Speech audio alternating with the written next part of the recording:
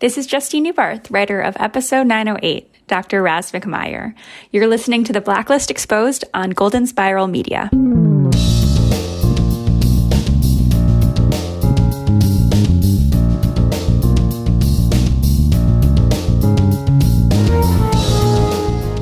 I bet you will never, ever find me playing tennis. Welcome, everyone, to the award-winning The Blacklist Exposed podcast. Greetings, one and all. I'm Agent Troy Heinrichs.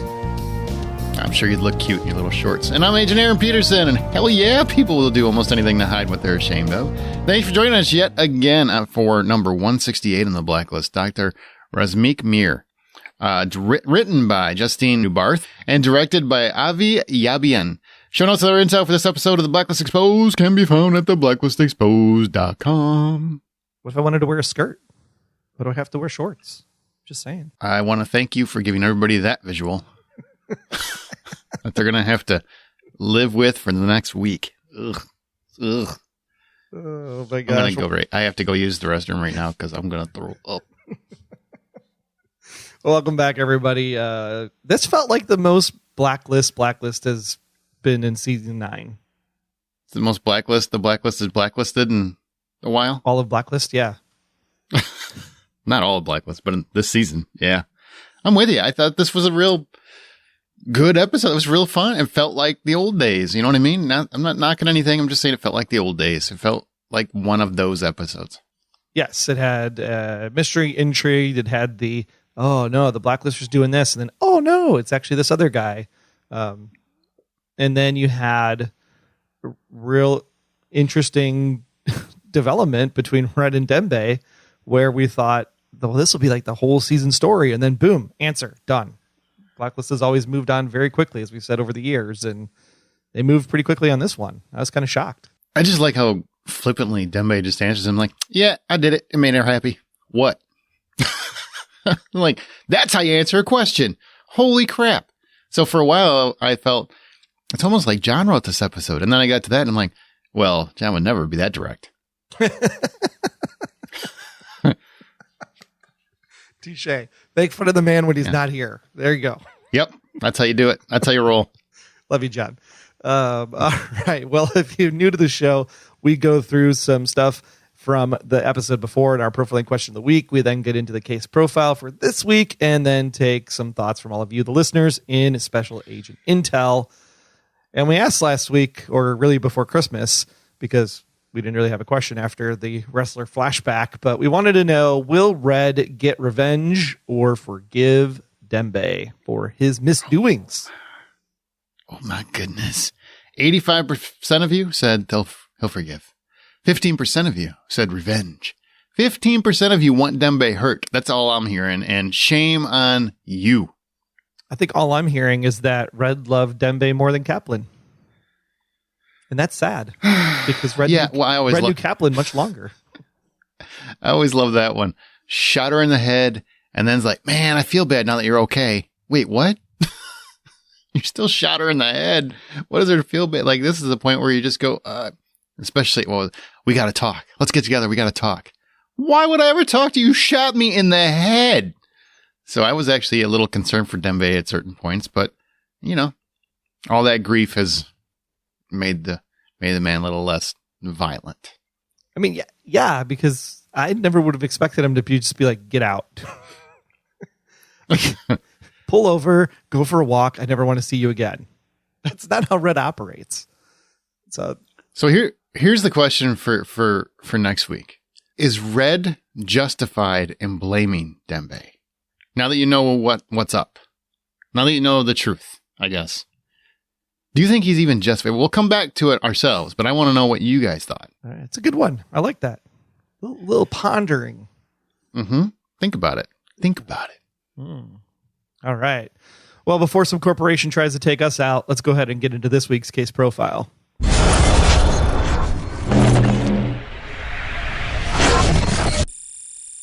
Okay, this week, a reporter believes Sam Rhodes, a tennis player, is being doped with something that doesn't pop a drug test. And his doctor promptly kills him, which is really terrifying. You don't want to think that your doctor would actually kill you, but apparently Dr. Razmik Maier can't remember. I'm just bad with names.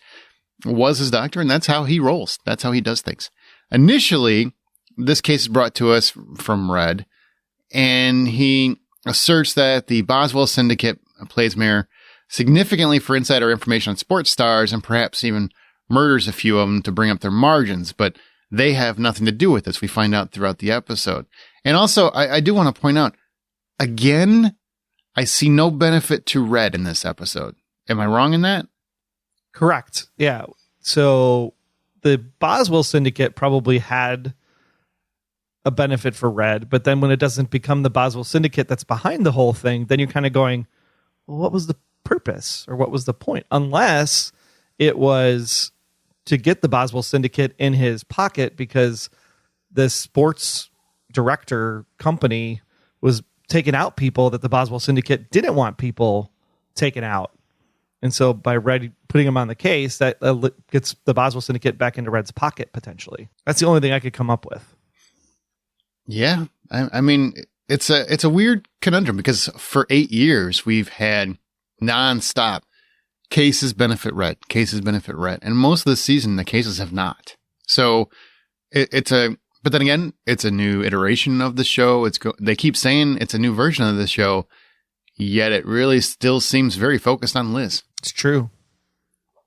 So it's new, but not really, Is what it is. Well, Dr. Maier kidnapped Stella Wong, who's that reporter, or whatever she was. She apparently had a multitude of duties, including interviewing literally everyone that had been doped by him, and says, "Tell me everything or you die." Well, apparently she swallowed a flash drive right before he got there. Ew. They recover it.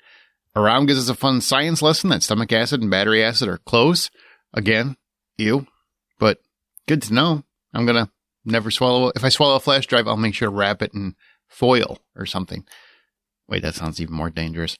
And then we find out that Walker Burgos is the guy who's behind it all. He did it to sell some shoes. So he's juiced 32 athletes. It's a lot of juicing. So you're basically doping up people to make them sports stars to sell sneakers. I mean, you say that like you couldn't buy it. And have you seen sports in the world today? I think they would just do just about anything to sell sneakers. And it's all money driven. All of it. Advertisers are driving things. And I don't understand what is so special about some of these shoes on the market these days that make it cost $100, $200. It's a pair of shoes. You spend $30 on it at DSW, and then you go buy a new pair of $30 shoes in a year. Oh, obviously you're a guy who does nothing real athletic on feet because you ride a bike and on a bicycle. Hey, I'm not knocking bicycles. I think they're great, especially for guys our age. I'm just saying when your feet hit the pavement every day and you're running every day or you're doing cardio or athletic activity, those shoes do make a huge difference. Those $30 shoes make your knees hurt, make your legs hurt, make everything hurt. Those $100 shoes, while expensive, don't have the same problems. Ankles are substantially supported. Knees feel great. I mean, all that stuff comes together. You're paying for comfort, your own comfort, because of the impact you're going to put on your body. I feel like the $110 shoes actually are worse than the $35, $50 pair of shoes. My body says you're wrong, but I'm sure it's to each their own.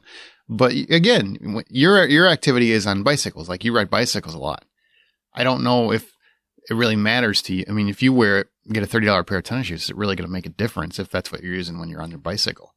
For me, shoes are going to matter. I mean, if you wear a worn down pair, if I wore a pair of shoes that have lived their life, or I wear a $30 pair of shoes, I can feel it instantly when I run. Instantly. Well, it sounds like the running is the problem. Yeah, I should probably stop that. Yeah, you're right. Good call. Especially at your age. Wow. Don't be ageist. Should we get into the characters? Do you want to talk? Well, actually, the story. What do you think about this story? Do you actually think this was a blacklister? I mean, it was a different kind of blacklister, but I liked it. No, I think it definitely fits the overall mantra and mentality of what the Blacklist is. So yes, the Blacklister definitely works in this regard. I also feel like the twist was good. It's always never what you think it is initially. So that really fit the show. I kind of was like, there's no way the sports guy this CEO of this company is not behind this thing. There's definitely something there that's going on. And I think that was pretty easy to call early on, but I think that's just because we've seen 9 years of the Blacklist. I like the overall concept. I do. I think this is an interesting placement of this particular episode, given that the Olympics is only 2 weeks away. Are you saying you think this is what happens in the Olympics? No, I'm just saying, like, hey, just a reminder: doping is That's what bad, I heard. boys and girls. This is a little bit more NBC. The more you know, after school special. You're so weird. You're so weird. All right. Well, I thought this was a very solid episode. Like I said, I think it might be my favorite of the season so far, just because it felt smooth, and we've got a lot of other little tidbits going on. We've got some back and forth moments with Ressler and Park. We've got Cooper, who's kind of getting deeper and deeper and deeper. And we've got Red and Dembe coming to blows, and Red having a little kind of a bitching session with him. And we get to have an opinion on if we think that's fair or not. And I'm going to have my opinion shortly. So let's get into characters. Yeah, first we got to talk about the music. And the music this week, a little challenging because it seems like this episode song wasn't released yet. So it wasn't on Shazam, wasn't on Spotify, wasn't on Apple Music. Couldn't find it. We think the song is called Rotten Tree. And we did have lyrics for this song. So if you can find the lyrics out there on the Googles or whatever, let us know. Feedback at theblacklistexposed.com. All these apples, bad as they can be, blood in the soil, bitter seed, tear it down, pull it up, rip it out from the root. Got an axe in my hand and the truth on my side. I'm going to swing it for every tear that I've cried. Your shade is darkness. It's no shelter for me. Rotten tree, bring that rotten tree to the ground. Tear it down. So you couldn't find the title, so you decided to sing it? I did.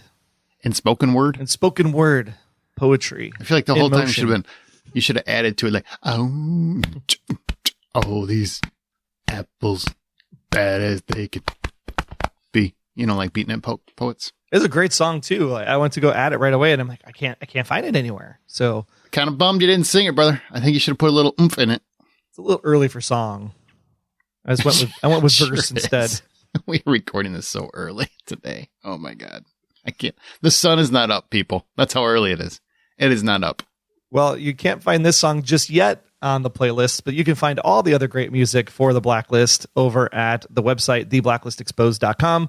Links to the Spotify playlist and the Apple playlist as well. All right, let's get into characters. We start with Cooper. He has his blood checked, and yep, he was drugged. When did he take that blood? Was that right afterward? Did he do that? I'm trying to go back and remember that episode to see if he actually did get the blood taken right away. Well, just because they didn't show it, I guess, doesn't mean that it didn't happen, right? True. Well, he's saying he did it, so I'm going to take him at his word because Harold doesn't lie unless he's worried about going to jail for murder. Also, he tells his buddy that he's being blackmailed, so, FBI boy knows. And we get a little bit of his investigation. What he finds out is that there was a man who drugged him. Abel Judge is his name. He was the bartender who drugged Harold.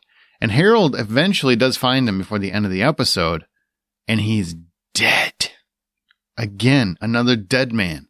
And he's there. He's at the scene of the crime. Now, we don't know what he's going to do. Is he going to call the police? Is he going to flee? What's he going to do? But he is on scene with this dead man. What did you think about this turn of events? I thought it's cool that he's like going and investigating everything, but don't do it by yourself, Cooper. You got to bring a friend. Aram's like waiting there trying to do stuff. He wants to help out from a couple episodes ago. And then you show up at this place and you leave your fingerprints at the scene. Like, aren't you a cop? Why did you touch the phone? Why did you answer the phone? This isn't Scream, man. You don't have to answer that call. Although it would have been kind of cool if Roger L. Jackson was on the other line. I was going to say, like, is it Scream though? Hello, Cooper. He's got the voice modulator going into the phone. Yep. You could be hiding in the closet making a phone What's your favorite scary movie? Oh, that was weird. I couldn't believe he answered the phone. But I think at that point he just knew, I'm being set up again. Son of a bitch.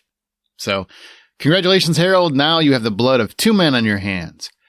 Well, that's interesting because not really. He didn't kill either one of them. But got to prove it. That's the key. He's got to prove it in a court of law. And right now he looks dirty and bad.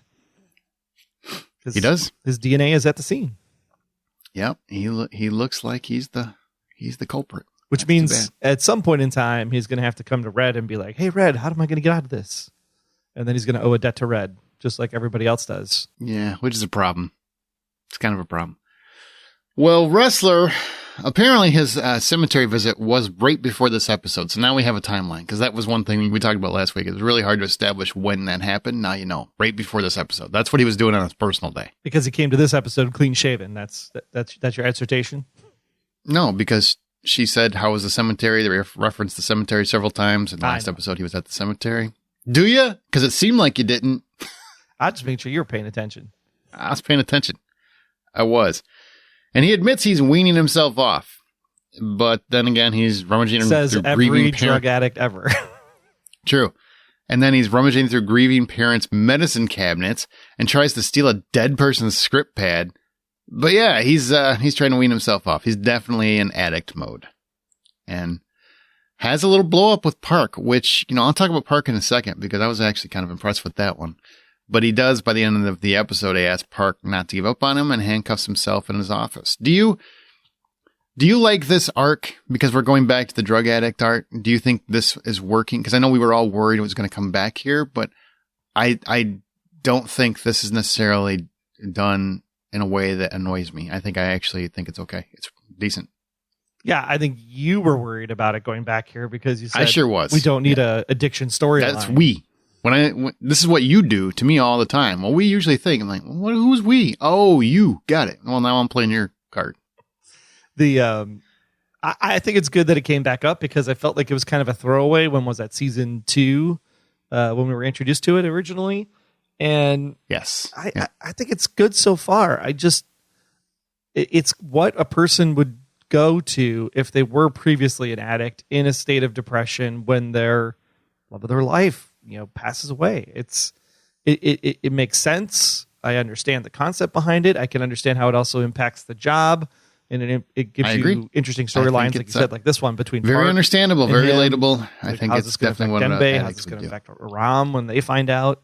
So I think it has a lot of good potential story for where it could go, and I think that Diego's doing a really good job playing the character too. I mean, he's got the cool cat, Boy Scout, everything's fine, but underneath the surface, he's really hurting, and you could see it in this final sequence when he handcuffs himself, which was kind of Park's suggestion in a roundabout way, and then you have just the music playing over it, and I wonder what kind of state he's going to be in the next morning when Park shows up, or who's going to be the first one that shows up. Like Aram could find him, and then he's going to have that confrontation conversation. Could be some interesting things ahead for him. He's going to have back problems, that's for sure. Yeah. Because it did not look comfortable. Office chairs suck.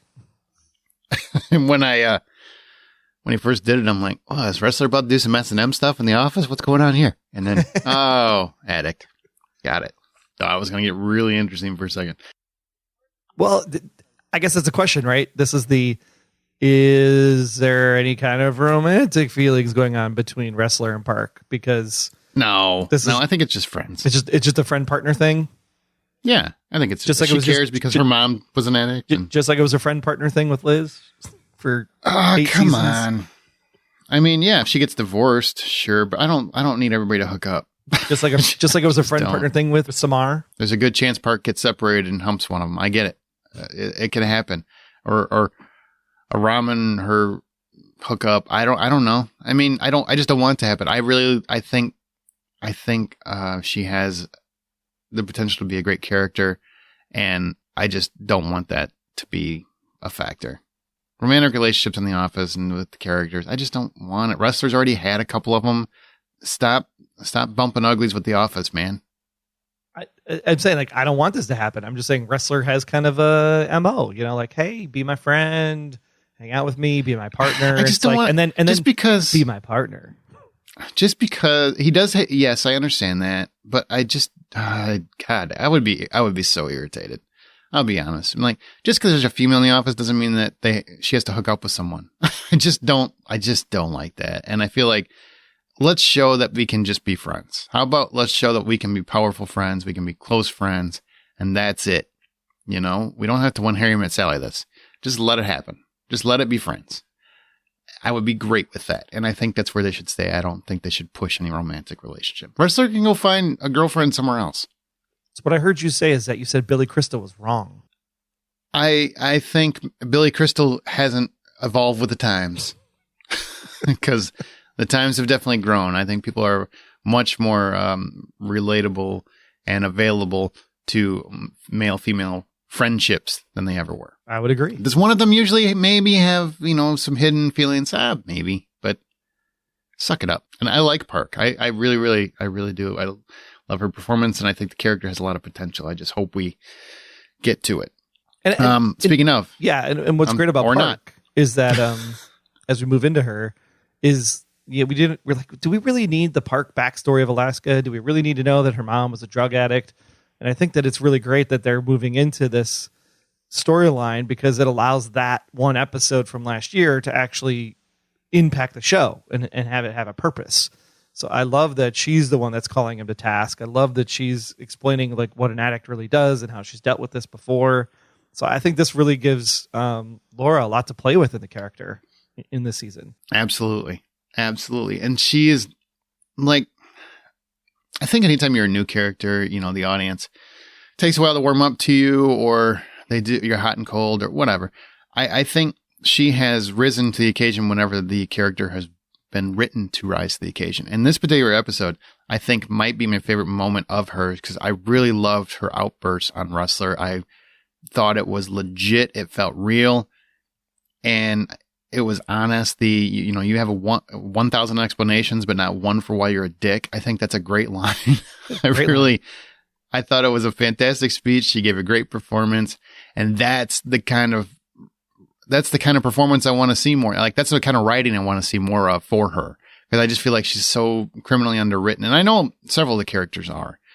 Aram and Park, especially Aram, hasn't been given a lot to do this season, which is I think criminal. But Park as well, she can obviously bring it. Let's give her more to do. And I can't wait to see more of it. I think she's been really strong a lot of the season from the jump. Oh, yeah. Yep.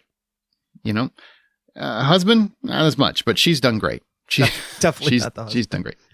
No, I love that outburst, though, man. I was like, good for you. That's a great moment. That's a great Blacklist moment right there. I love that.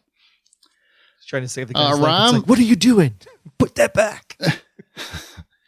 We did find out from Aram that he gets intimidated by triathlons. That was interesting. Who doesn't? He also, it's a lot, man. It's a lot of work. He also was creepily obsessed by an athlete's form. I just liked how that he was continually to tell that story and not realizing how uncomfortable it was making everyone. My opinion, maybe that's just how I felt. I kind of love how Aram just chilled outside waiting for Walker to run out of the house while Park did the hard work. She's busting to the back door. She's getting her ass kicked, and he's just out there waiting. It was a real cool, Aram Eastwood move. That's what I would have done. Less work, right? Oh, it's totally less work. She's like running down the street like, oh, crap, and trying to come in through the backyard, jump over the fence, maybe jump on a trampoline, get over the door, and finally comes in, and then Ressler's just like, hey, I'm just standing here with a gun. Yeah, Aram, not Ressler. I think you said Ressler. Aram, yeah. We find out he went to Greece as a kid, where he saw the first Olympic stadium, and he was overwhelmed. And sports predates math, and he doesn't like cheaters. So we learned a lot about Aram, even though he had little to do. Nobody likes a cheater. Nope. And, but we do like people that use their brain, and that's what he did by chilling outside that door. Sports predates math. That's a fact, right? Right. Because before we got intelligent, we just wanted to prove we were better than everybody else. And that's exactly what happened. Park went to go run a track meet to track down the bad guy, and Aram's like, yeah, 1 + 1 + 2 + 1. I'm just getting here at the door. 1 + 2 + 1 + 1. 1 + 2 + 2 + 1 + 1. All right. Well, Dembe, now we're getting to some meat and potatoes. Red went to Dembe, and he confronted him. Dembe quickly admits it. Wait. Did Red go to Dembe, or did Red say, Dembe, I got a case, and then Dembe had to go to Red? Well, yeah, sure. And I guess maybe that's what he uses. That's how it benefited him in some way, but it's not the typical Blacklist way. Like, this whole season very much has not been what Red typically would have a case for. Right. He's no longer consumed with power. He's more consumed with either helping Liz or avenging what he considers the wrong of her death. So here's what we got. Dembe quickly admits it. Love that moment. I was not expecting that. I think every fan was like, oh shit, did he just admit that already? Well, sure enough, he's in the picture. It's kind of hard not to. Well, yeah, but I mean, he could have said, anything. He could have not said anything. He could have gave an explanation. He didn't. He just said, made her happy. And he's good with that. So he admitted, he told Liz at the coffee shop, she knew Elizabeth is dead for many reasons, but it looks like one of those reasons is me. Now, I want to stop. We're going to go to Red here in a second. But what I love about that line is, of the two of them, he's the one accepting full responsibility for what he did. Even though I don't really think he did anything. Because I think he should have done that years ago. He should have told her years ago. What say you? On the telling Liz front, I agree with you, but I think Red has a really good point. In what he is addressing is the problem of the situation. It's not that he was upset that he told Liz. It's the fact that he told Liz in a public place where he was watched by a person that he was supposed to protect Red from. He was more upset with the fact that he allowed someone to get that close to Red when that was his job. His job was to make sure Red was protected on all fronts, and he chose to betray him by going to Liz, not because he was upset about Liz knowing, but because he was upset that he didn't take his job, priority number one, job first. That was what he was more upset about. Yeah. I feel like he just needs somebody to blame, He just needs somebody to blame, and I don't think it's fair that he blamed Dembe because, sure, he should have saw that guy, but how many times has people not seen somebody that was coming after? I don't think it's fair to blame Dembe.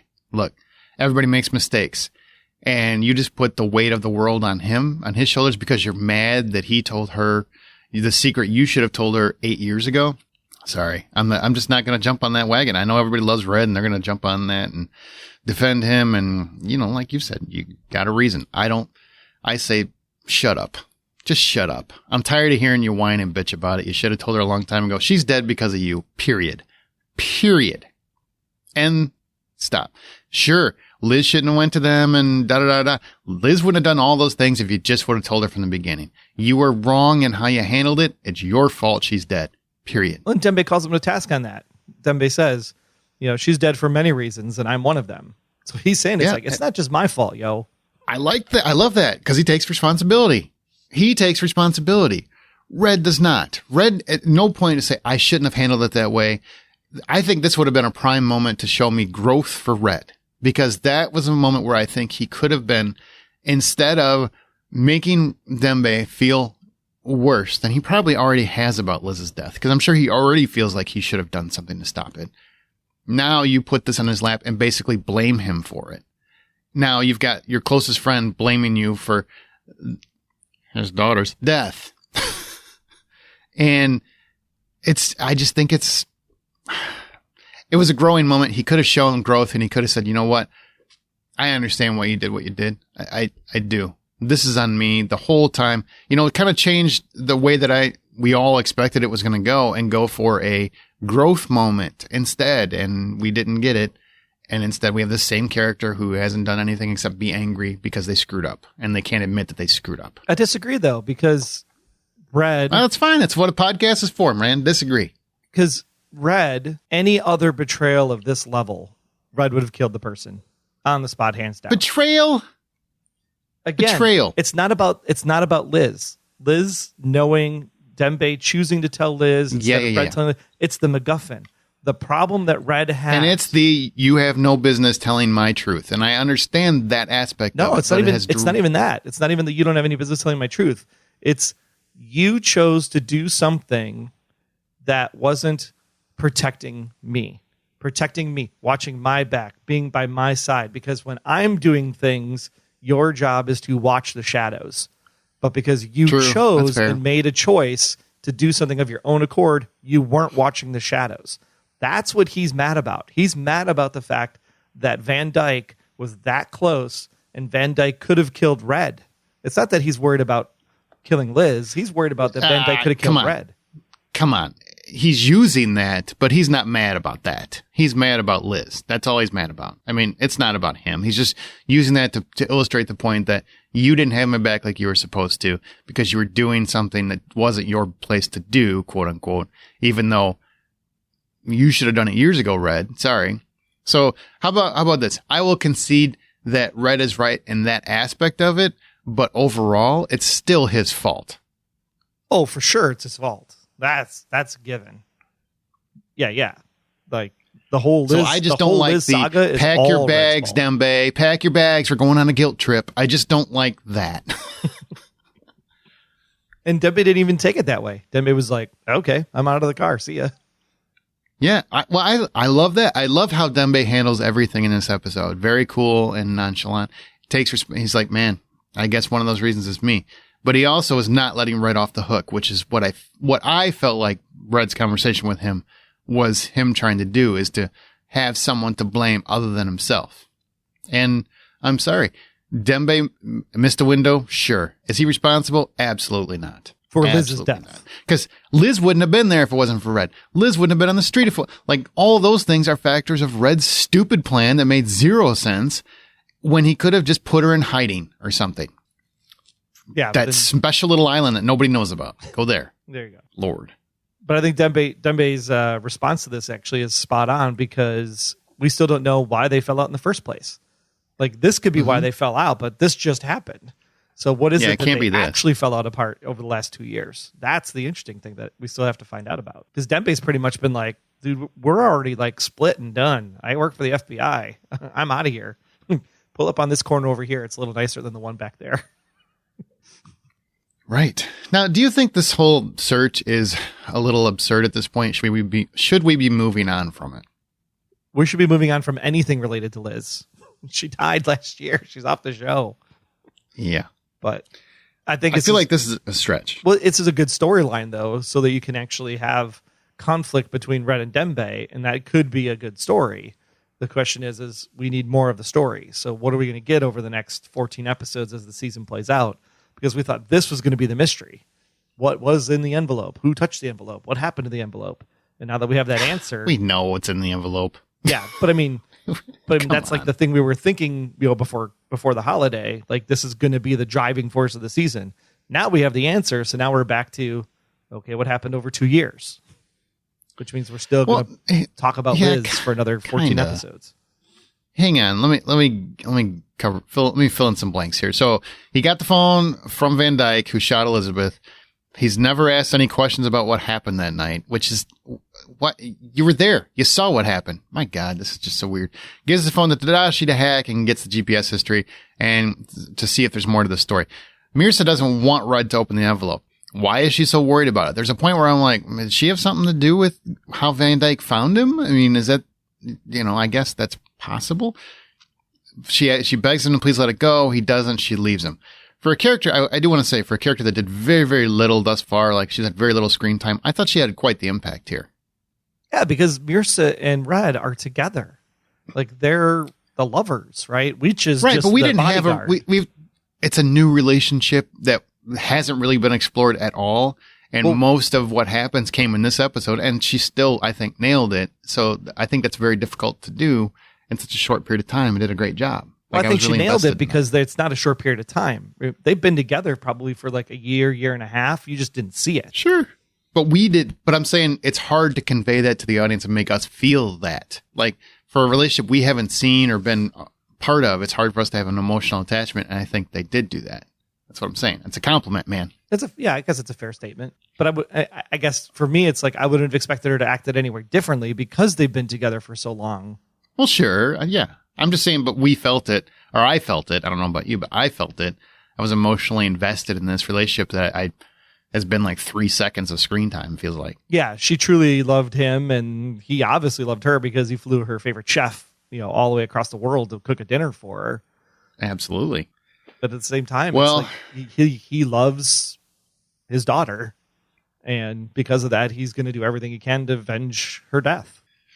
So then we got the ending, which we kind of talked about, the biggest threat 20 feet away from you, and you missed him. Your job was not to tell Liz my story your way. Is it over? No, it's just beginning. What is that? What more can we possibly explore on this front? I mean, I guess find somebody that helped Van Dyke find, like it'd just be like a revenge focused mindset. Is that what we're thinking? Yeah, but Red doesn't do revenge. I mean, that was all the way back in the Berlin days. He told them that revenge is like, the thing that eats you alive. It's well, horrible. Isn't that what is happening? And that's what Mirsa's worried about, is that I think it's that's going exactly to eat him what it alive? is. I think at this point, whether Red is still sick or not sick, we don't know, because that hasn't been discussed after the 2-year, time span either. But like, if they Red, discussed it, the monks willed it away. yeah, sure, whatever. Yep.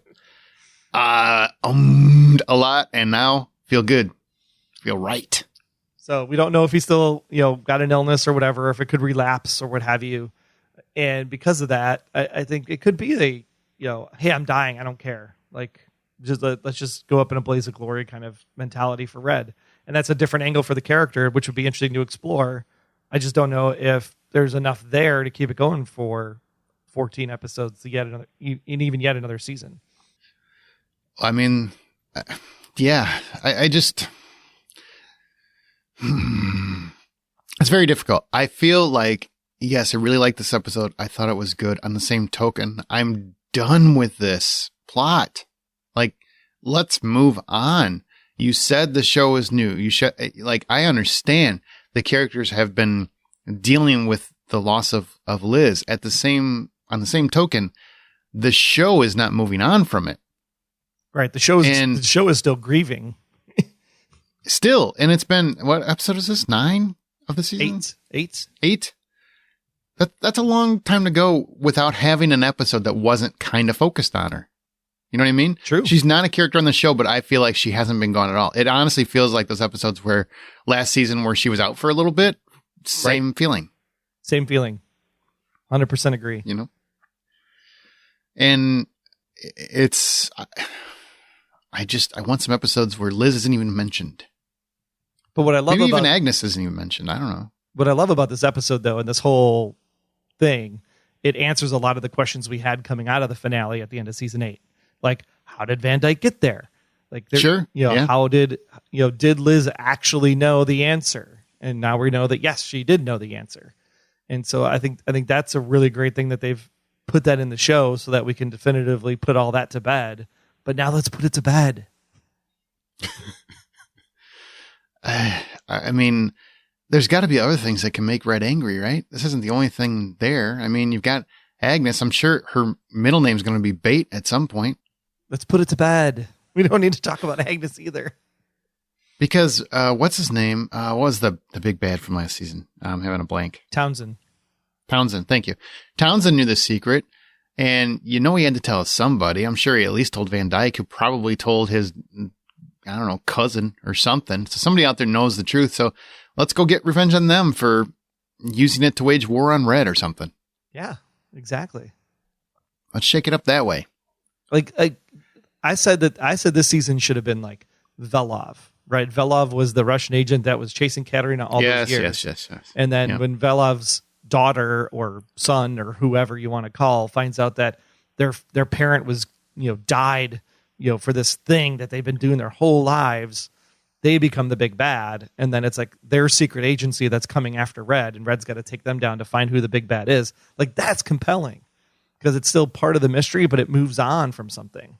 It actually explores the Katerina angle because we all know the answer now. Mm-hmm. Some of us choose not to believe it, but we know the answer. I think we all. Hey, you do you. You do you. I'm not arguing with people about that anymore.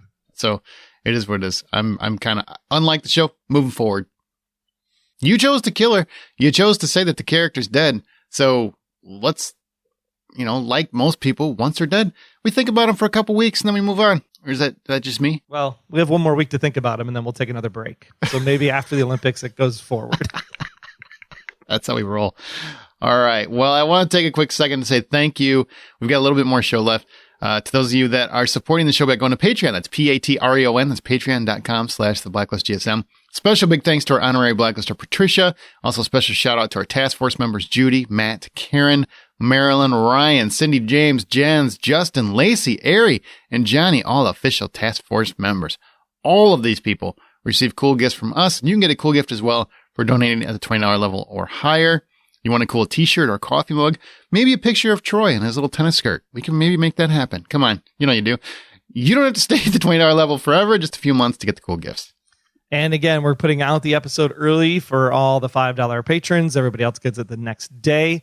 And you can also ask your questions for our Ask Us Anything episodes. Just drop those in your Patreon mailbox. Go over to Patreon. That's patreon.com/theblacklistgsm. Click the $sign in your podcast app. Throw some bucks in the fedora, and you'll get some awesome rewards for yourself. Stay tuned. More great show coming up with your thoughts on this episode right after this. Hey there, fellow podcast listener. Do you love video games but are tired of the negativity surrounding most podcasts? Why not give The Gaming Outsider a try? We set ourselves apart from other video game podcasts by including our community in the discussion on games as much as possible. And hey, we'll never charge you to be part of the show. We pride ourselves on being an inclusive, family-friendly show while discussing industry news, the games we've been playing, and a weekly topic centered on gaming both new and old. So check out The Gaming Outsider at the same location you're listening to this fine program, or check out our website, thegamingoutsider.com. And remember, there's no such thing as a bad game, just games that aren't for you. Hey, Dembe Loyals, this is Hisham Tawfiq. You are listening to Blacklist Exposed on Golden Spiral Media. Time for Special Agent Intel. This is what you guys thought about this episode. Michelle Jones didn't appreciate the Tadashi tease. I'd love to have seen him. Yeah, I agree with that. We didn't. Yeah, I was hoping he was we just know going what to he pop does. in like, hey, cool camper, Red. Yeah. And then Red was going to be like, were you also there that night? Oh, some bitch. I was actually at the Starbucks getting some free Wi-Fi. Oh, I knew it. And then he kills him. Because obviously it's never his fault. Bobby Jean Robertson Arnold said, Nice. I like how you just move on. Like, you idiot. I haven't seen Red this angry at a betrayal since Kaplan. Actually, he seems even angrier. I have a bad feeling about this. I am glad to know for certain now that Liz did know Red's true identity before she died. Red knew the minute she couldn't shoot him that Liz knew. I guess he's been trying to forgive Dembe and let it be, but that didn't work out for him. Yep. Because he can't take responsibility for his own action. Oh, I'm sorry. I'm talking out loud again. Bianca. She says, okay, so Dembe showed Liz a letter. And then she still proceeded with her plan, including apology goodbyes to Aram and the call to Agnes that we saw, not that Agnes retells, which clearly implies her intent to kill Red. We then see her pull a gun, only to not be able to go through with it. And all this knowing that Red was Katerina, I just don't buy it. Well, this, Bianca, is what I call retconning. I feel like they're trying to infuse drama that wasn't there, and that's why you're seeing that. It's kind of like, let's take what we saw and see how we can squeeze a story into that and kind of answer some of those questions that people had. That's, trust me, I do not believe for 1 second when that finale came out that they had this as a plan. I do not believe that. I do believe that that finale was crafted specifically to end Liz's arc completely. But if you want to buy into conspiracy theories, you could go with George's thoughts here. So did anyone else get any, maybe even remote vibes that Dembe and Liz could have possibly staged her death? Oh my God, no. I didn't. Sorry, go ahead. The way you said Liz is dead for many reasons reminded me very much of Katerina is dead. Up until this letter storyline, I was 100% convinced that Liz was 100% dead. Yet now we know 1 hour after Red gave Dembe the letter, Dembe met with Liz in a coffee shop. We know she read the letter, learned Red's true identity. Dembe filled her in on everything, and she was very happy about it. We also know Liz called Agnes and told her Red was the most important person in Liz's life besides Agnes. Finally, we know that Van Dyke was watching in the coffee shop, and Red believes Dembe and Liz weren't aware of it. Van Dyke's only goal was to make Red watch his child die. Well, Townsend's only goal was to make Red watch his child die in front of him, and Van Dyke knew that. Just as Katerina's actions forced Neville to do the same. Whether the death was real or staged, Red suffered that pain. since Liz apparently had a lot more time on her hands before she was supposed to kill Red than we previously thought. Could she, Dembe, and Van Dyke have hatched the plan? I still think it's a huge long shot, and I don't see how it could have been faked when the task force arrived on the scene. But now that the idea has entered my head, I can't unsee it. The show still has the ability to mess with my mind 9 years in. Here's what I have to say to that. I think Liz is dead. I think it would be really awful to try to do a she faked her death twice in one series. Could it be possible? I don't think so, but I'm not going to take away your fandom, your fan fiction. I would be irritated as a fan because I think that's just cheap and lazy. On the same token, could I see them doing it after the response last season got to her death? Possibly. Try to find a way to retcon that. The only way they could do that is she faked her death and she went into hiding. But you have her death in the street. The whole task force was there. She obviously had a funeral. I think they mentioned that they went to the funeral and Ressler wasn't there or something. Or somebody wasn't there. Maybe I'm misremembering that. But so, she had a funeral. She's got a cemetery. I can't see any possibility that she would be in hiding and Agnes is still not with her. I just don't see that. If Agnes wasn't there, I could maybe buy that. The fact that Agnes is there, she's dead. 100% dead, in my opinion. I'm with you. I think it would be a disgrace to the story in the end of season 8. At the same time, I like where George is going. It's take a play out of your mom's book and do the exact same thing, because Katerina disappeared from her daughter. So why couldn't Liz disappear from her daughter? And sure, all those phone calls, I could see that, and all the why didn't she actually go talk to Aram and see Aram? It was all maybe just a setup. You have to plant all this stuff to make your disappearance happen. And Ressler didn't know about the disappearance because Ressler was in the hospital, and that's why Ressler leaves the scene, chases Red. I think that's why that was important last week in order for that to happen. I could start to buy this idea. I don't like it, but I could start to buy it for maybe well, maybe 4 fireball pennies. Like I just said, I could see them doing it because of the response they got last season. I could see them trying to retcon that. Do I think that was ever the intent? Absolutely not. The intent was for Liz to die. Is it possible? Sure, but it also still doesn't feel like Liz, because unlike she knows what Katerina did backfired and didn't work. I can't see her ever doing that to her own daughter. I just can't see it. I think the whole thing would be bad writing, in my opinion. But I can see them doing it because the TV show wants to, whenever they get to the final frame, they want to be able to reward the fans with something. So I could see, the final shot, they convince Megan to come back for a 30-second cameo and just hug Agnes or something. Is it ridiculous? Sure. But if you want to keep hope alive, man. I ain't taking away nobody's hope. Yeah, I agree. Yeah, I would think that Liz would have to learn anything from her mother's disappearance, betrayal, whatever you want to call it, that she wouldn't be able to do that to Agnes the same way. No, because the easy solution would be her, Mrs. French, and Agnes go right off into the sunset and go hide somewhere. Just say Scotty got custody, and then Scotty kept them hidden. You know what I mean? Right. That would be the easy answer. If that were the case, that's how I would think Liz would handle it. Not give Agnes to Cooper, where there's a good chance and possibility that Red will still be in her life, who brought her so much death and pain. So yeah, I mean, I get it. And I do think it's possible that the showrunners might do that because they want to do some fan service at the end. I could see that as a possibility. I mean, I'm still going with Liz is dead until we get some indication that she's not, but I see where you're going. And I like the thought process behind it. It's enough. Absolutely. It's enough to convince me to plant a seed, George. Oh, I think we've kind of you and I talked about this at the end of the last season, that because of the reaction, I hope they don't retcon this. I hope they don't go and, two things, Red's backstory and Liz's death. I hope they don't try to retcon that just to try to make appease fans. Well, at least so far they haven't retconned Red's backstory, because if they did that, that would destroy me. I would be out. If they try, it would have to be, if they did anything that didn't feel genuine. Right. Let me say it like that. Right. But I have said that from the get-go, I could see them doing that at the end of the show, or planting seeds to where you might think that because that could save some of the angst that they got from that finale. Because most of the vitriol wasn't really about the assumption of who Red is or the facts of who Red is.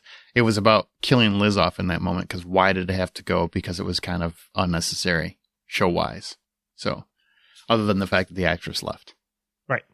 So we'll see what happens though. Maybe we'll get some more seeds that way, trying to make us wonder, make us debate.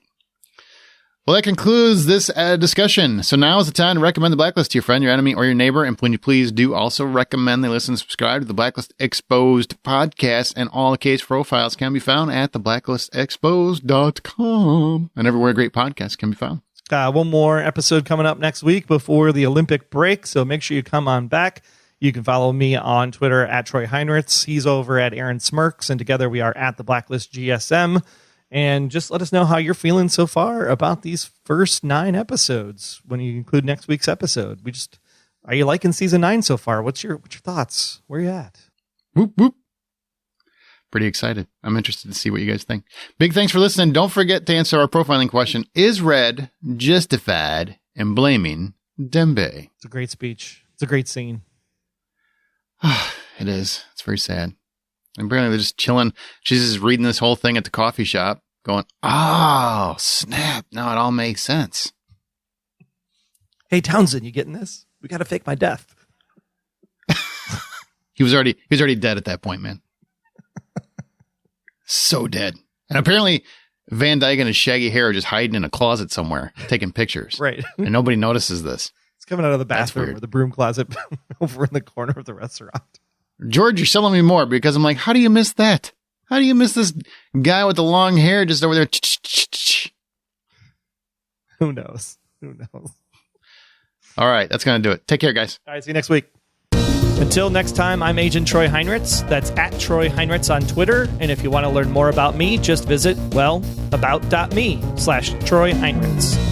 And I'm Agent Aaron Peterson. You can hear me talking about movies and TV on the Hollywood Outsider podcast, as well as Remake This Movie Right. We are available at thehollywoodoutsider.com or on Twitter at 5popcorn. Be sure to subscribe, download the app, submit your feedback, but most importantly, keep yourself off of the Blacklist.